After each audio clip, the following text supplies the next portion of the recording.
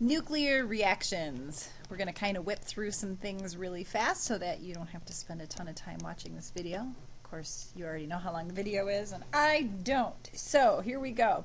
4 types of nuclear reactions I want you to know. In fact, I'm just going to divide this up into 4 things. We can do all 4 kind of quickly here.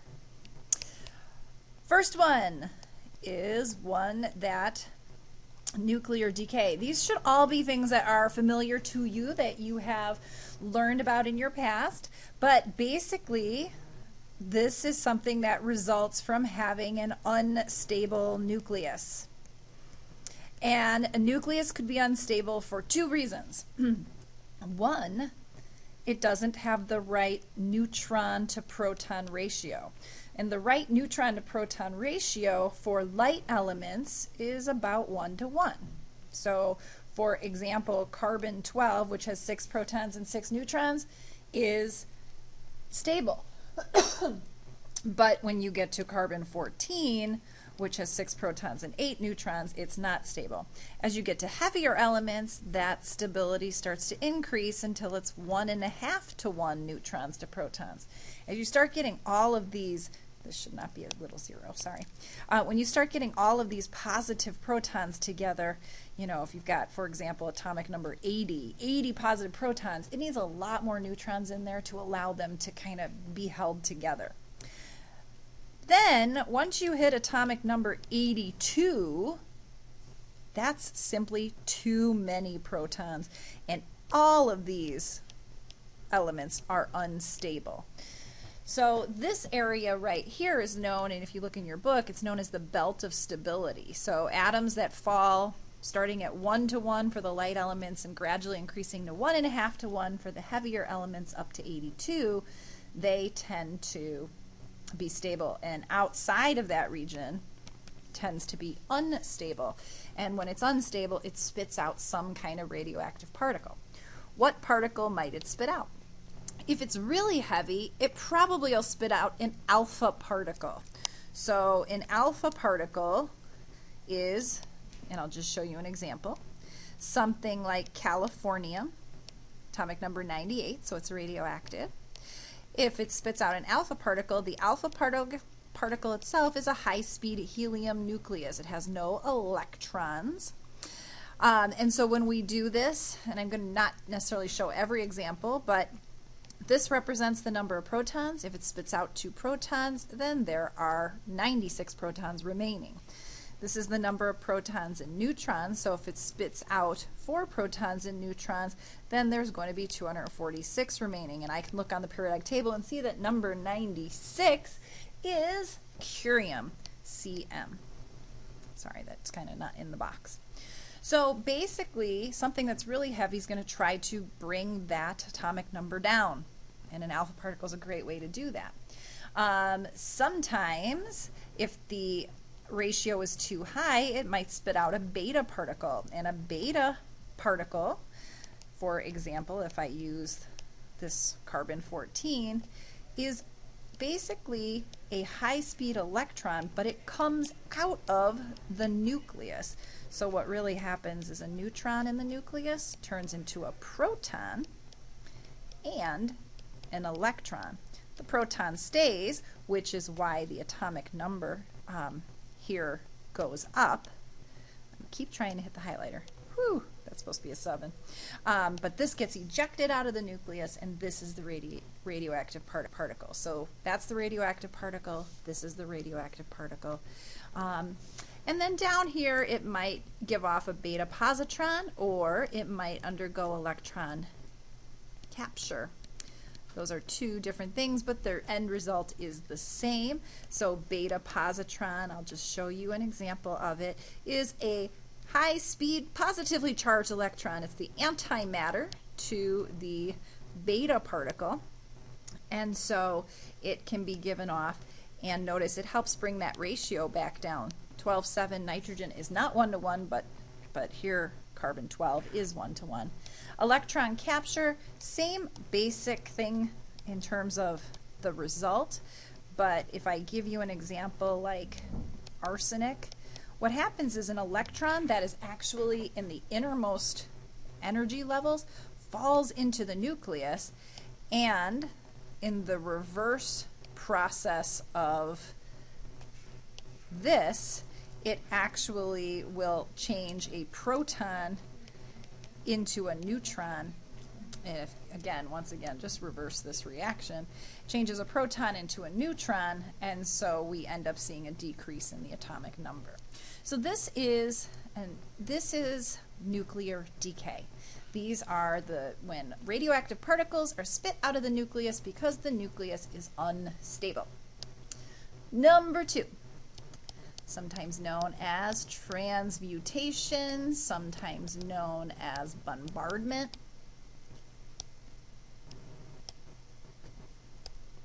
This is man-made. These are what's often done in particle accelerators, like Fermilab.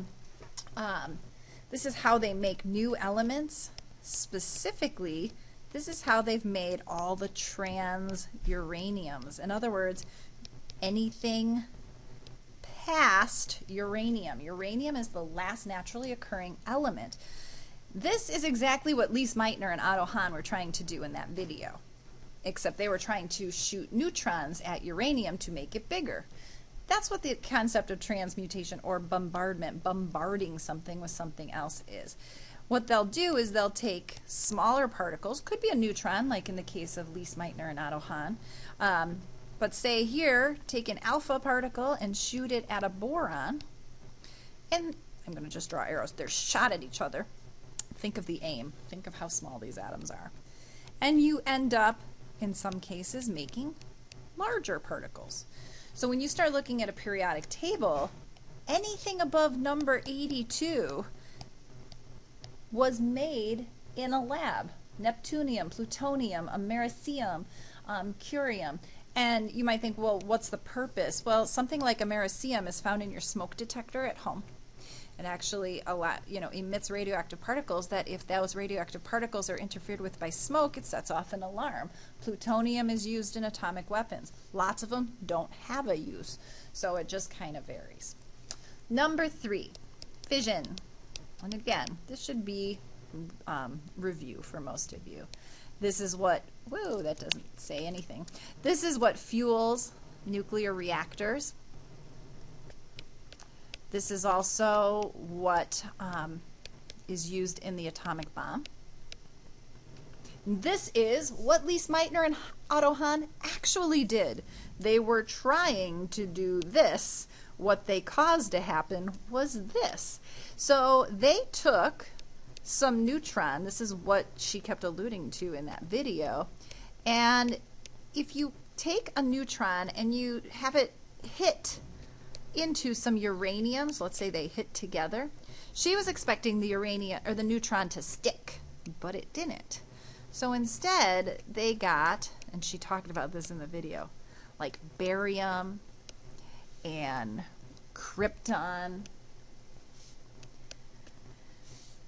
And it turns out, oh, I'm going to move my line, like some more neutrons and lots of energy. Whew, there we go. So she kept saying, oh, barium, we shouldn't have gotten barium. Well, because she split the nucleus in half. And this energy came from the fact that if you add up the mass of these two things and you add up the mass of these things, they're not equal to each other, and a small little amount of mass was lost. In fact, the mass was greater in the beginning than it was in the end. And through E equals mc squared, that mass that was lost times the speed of light squared could help them compute how much energy was given off. In a nuclear reactor or in an atomic bomb, it depends on the fact that this could also cause a chain reaction. That if you shoot a neutron at some uranium and it splits into, say, barium and krypton, but it gives off some neutrons, those neutrons could hit another uranium and another uranium and another uranium, which could split and give off more neutrons, and so on and so forth. But each time it gives off some energy. So energy, energy, energy, energy, and suddenly you have a chain reaction, which for a nuclear power plant we control, and we use the energy to boil water to turn a turbine to produce electricity. In an atomic bomb, we make sure that we have what's known as a critical mass worth, and a critical mass means you have enough uranium that it will explode when the chain reaction starts, and that's what happens in an atomic bomb. All right, last one, fusion. This is what powers the sun. It's also what's used in the hydrogen bomb. And the premise of fusion is fission breaks apart, fusion puts together. So if you were to take, say, some heavy hydrogen, this is deuterium, it's hydrogen with a neutron, a lot of hydrogens don't, and you get them to hit each other at great speeds, what you can do is produce helium and energy. Well, where does the energy come from? Because again, the mass of what you started with and the mass of what you end with is just slightly greater, and so that loss of mass is converted into energy. The difference here is really that this product of a fusion reaction is not radioactive.